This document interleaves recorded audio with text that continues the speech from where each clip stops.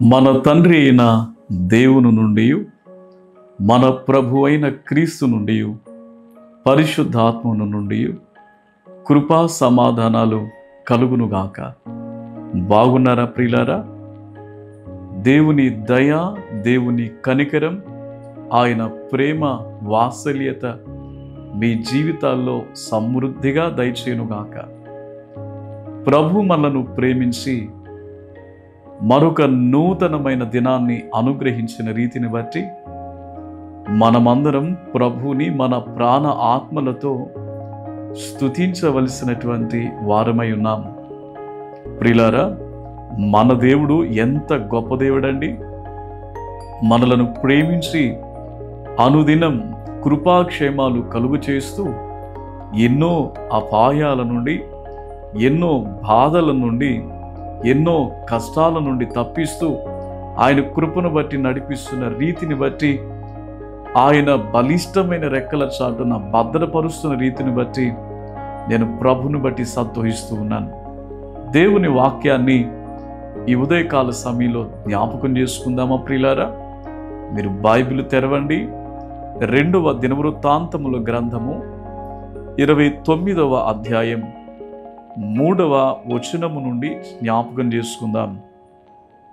అతడు తన ఏలుబడి యందు మొదటి సంవత్సరము మొదటి నెలను యెహోవా మందిరపు తలుపులను తెరిచి వాటిని బాగు చేసి.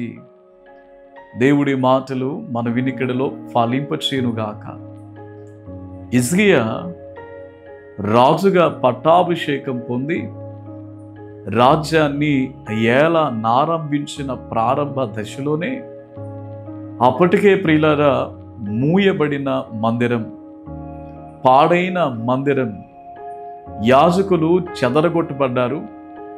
ప్రజలు దేవుని మందిరానికి రాక భయంకరమైనటువంటి చెడు అభిప్రాయాలతో నింపబడి దేవునికి బలులర్పించడం మానివేశారు.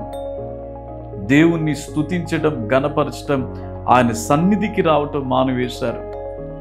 హిజ్కియా రాజు అయిన తర్వాత చేసినటువంటి పని ఏంటనంటే, ఇక్కడ ఒక మాట మనకు కనిపిస్తూ ఉంది ప్రియులారా.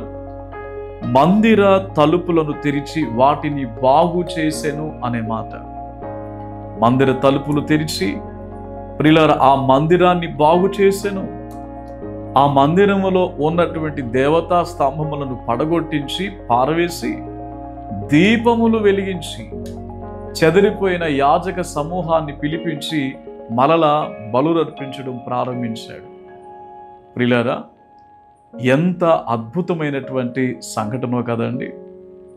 ఈరోజు ఈ సందర్భాన్ని వింటున్నప్పుడు ఒక ప్రాముఖ్యమైన విషయాన్ని ప్రభు మనకు తెలియజేస్తూ ఉన్నాడు.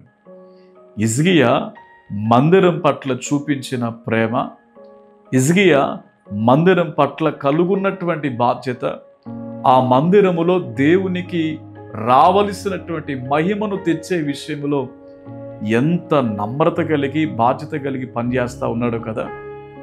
ఈ దినాన్న మనము మన హృదయమనే ఆలయం, మన హృదయమనే మందిరం కొరకు ప్రయాసపడవలసిన వారమై ఉన్నాం. దేవుని వాక్యం సెలవిస్తూ ఉంది, మీ హృదయము, మీ దేహము దేవునికి ఆలయమై ఉన్నదని మీరు ఎరుగరా? ఒకవేళ ఈ మందిరములో నిషిద్ధమైనవి ఏవైనా ఉంటే బయటికి పారవేయవలసిన వారమై ఉన్నాం.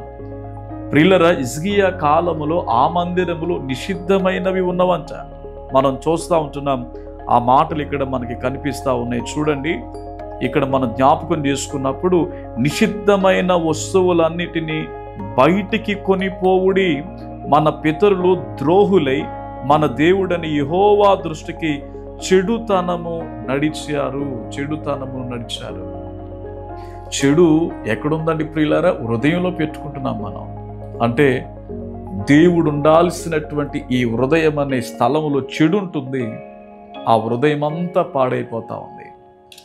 ఎవడైనా దేవుడింటిని పాడు చేస్తే దేవుడు వాడిని పాడు చేయను అని వాక్యం సెలవిస్తూ ఉంది. ఇది నాన్న హిజ్కియా మందిరాన్ని బాగు చేశాడు. మరి హిజ్కియా వలె నీవు నీ హృదయాన్ని బాగు చేసుకుంటావా? ఎలాగనంటే నీ హృదయాన్ని దేవుని చేతిలో పెట్టినప్పుడు, నీ హృదయాన్ని ప్రభు చేతిలోనికి ఇచ్చినప్పుడు ఆ హృదయాన్ని బాగు చేసి ఆ హృదయాన్ని పరిశుద్ధపరిచినప్పుడు నీ జీవితం అంతా పరిశుద్ధంగా ఉంచబడతా ఉంది. అలా పరిశుద్ధంగా బ్రతకడానికి దేవుని సన్నిధిలో మన హృదయాన్ని ఆయనకు అప్పగించుకుందాం. అలాంటి కృప మనకు ప్రభు దయచేయును గాక.